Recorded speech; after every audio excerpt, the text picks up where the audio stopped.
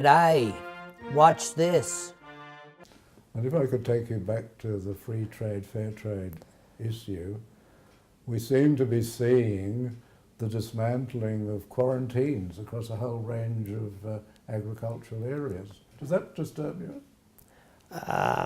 Well, it's of major concern to me, whether it's the potential of fire blight to decimate our apple industry, or if it's zebra spot that could potentially devastate our potato farmers. We have a great gift in Australia, and that is the fact that we don't border other countries. The island, removed from the rest of the world. With that comes some disadvantages. We all know the tyranny of distance and communication from our major markets, but it also endows Australia with some great gifts, and their greatest gift is the fact that we can grow good, clean food.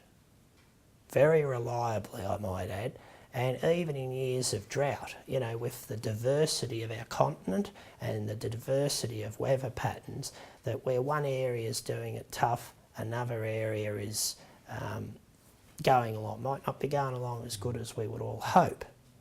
But we must protect that. That is one of the greatest gifts that we've got in this country, and we need to encourage our farmers, encourage rural and regional Australia. We need to protect it at all costs. I don't believe that what some people in the government or the departments term as an acceptable risk. What is an acceptable risk when you wipe out families' incomes and you wipe out towns, and their lifeblood, what it is they're famous for?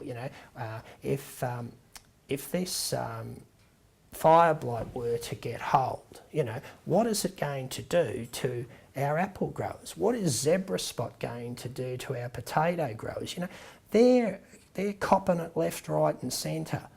And yet we, or in this place, there are people that think it is acceptable to just wipe out generations of people's efforts.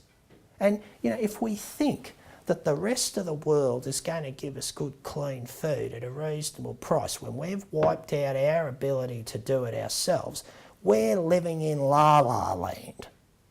Because, nobody's going to give Australia a free kick, and nobody's going to look. That's the job of us as parliamentarians, senators, members of the House of Representatives, to protect the people, protect their interests, protect their food chain, protect their jobs, and to give all people a sense of self-worth and gainful employment. One of the very strange and I think rather tragic episodes in Australian agriculture was dairy market deregulation. Now we seem to have the extraordinary situation where the dairy farmers, instead of negotiating in a free market, are really negotiating, it seems, in a duopoly of the two major retail outlets. Does that concern you? Some people, there are adherents to this philosophy of open, fair, unfettered trade. But as I said, I just don't see where it's stacked up. Undoubtedly, there are some farmers, who have done all right out of it. But, we're talking about not a huge majority. We're talking about, may I suggest, bordering to a minority of farmers. We continually hear about how many farmers are leaving the land. Farms are getting bigger. Go for a drive, say northern Victoria, western Victoria, where I've been to farms that were now consolidated, that might be 5 or 6 farms consolidated together. Now once there was 5, 6 families getting a living out of that land, sending their kids to boarding school, had a good standard of living, went and bought a Holden ute, every so often a new car. The Holden dealer thrived in the town.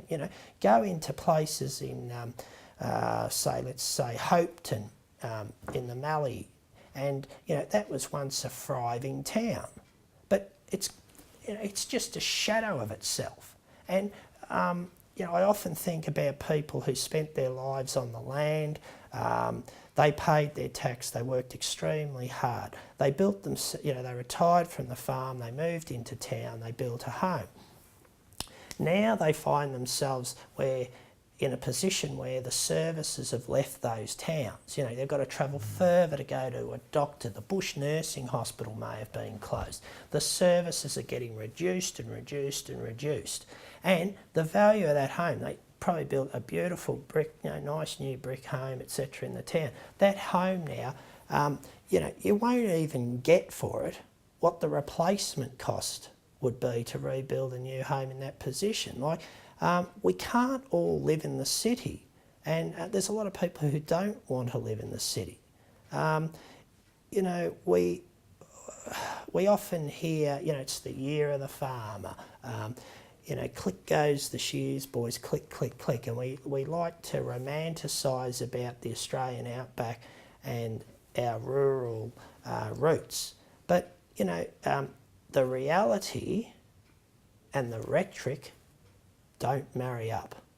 Farmers seem to be being subjected to more and more restrictions in New South Wales, the Native Vegetation Acts, local environmental plans, the potential for CSG miners to come in, the placing of wind farms.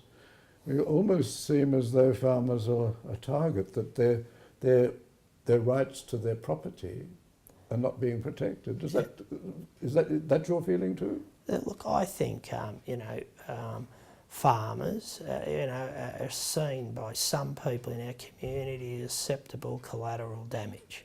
Now, we in the DLP have serious concerns, reservations about, this coal seam gas fracking, whatever it is. Now, look, I'm no expert on it, but common sense tells me that when you inject chemicals into the earth and into our water table, that the potential there is, we don't know enough about it. But my gut feeling tells me, this is another thalidomide, but it's a thalidomide of the environment. Now, we have the benefit of hindsight, and it's incumbent upon all of us, if we don't hand Australia on any better, we shouldn't hand it on any worse.